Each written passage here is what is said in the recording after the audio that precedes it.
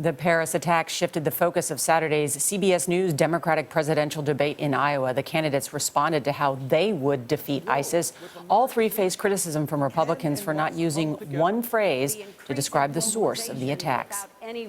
Marco Rubio, also running for president, said that this attack showed, and the attack in Paris showed, that we are at war with radical Islam. Do you agree with that characterization, radical Islam? I think that you can talk about Islamists who clearly are also jihadists. I don't think the term is what's important. I believe calling it what it is, it's to say radical jihadis.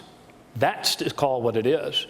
John, CBS News political director and Face the Nation host John Dickerson was the principal moderator of the debate. John, good morning. Hey, Nora. It was a very smart and substantive debate. Why do you think the Democrats are reluctant to refer to it as a war with radical Islam? I think from a national security perspective, they feel like that causes them more trouble than the benefit of the phrase is worth, which is to say that it paints with a broad brush. And what they don't want, and George W. Bush didn't want this either, is for it to look like a war with the West and Islam. And because they believe in the end they need moderate forces from within Islam to point at the jihadists and say, this is wrong, this is perverting our religion, and try and steal the power of religion from these attacks.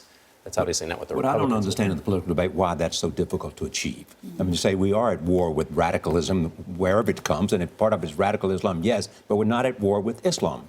Well, that's in part, I think, because if there's a debate about whether the tactics being used to fight ISIS are effective, a semantic debate is a little easier to have than a tactical debate about where to hit them, how to hit them, and so forth. And so what is animating the Republican charge is if you don't call it by its true name, as Republicans see it, that means you're not fighting it in the smartest way.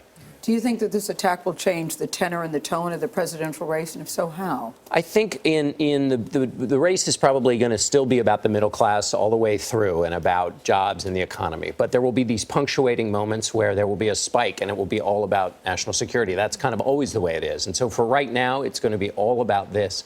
And that may last for a while. And if these attacks keep coming and people still see it as a dangerous new kind of fight, then it will take over the race. But I think you could imagine, absent another attack, it returning back to those economic issues. And which one of the Republicans do you think may be able to capitalize on this? We know that Jeb Bush, who's joining us in the next hour, he had already planned a speech on Wednesday about rebuilding the military. I think it will be really interesting to see. Will it be somebody like Marco Rubio who has a facility with the issues, who can talk in paragraphs because he was on the Foreign Relations Committee, because he's talked about this a lot? Or will it be a candidate who can articulate a kind of forceful, we're going to get them, kind of rhetorical sense of leadership, which may have nothing to do with the facts of the case, but may just look like what you're supposed to be as a president? We'll have to see how that works out. When you look at what else the Secretary of State said, did the idea of saying this is not America's war also have resonance with Republicans? Well, that's really interesting, because Republicans are saying the president is not leading. Barack Obama has abandoned the world.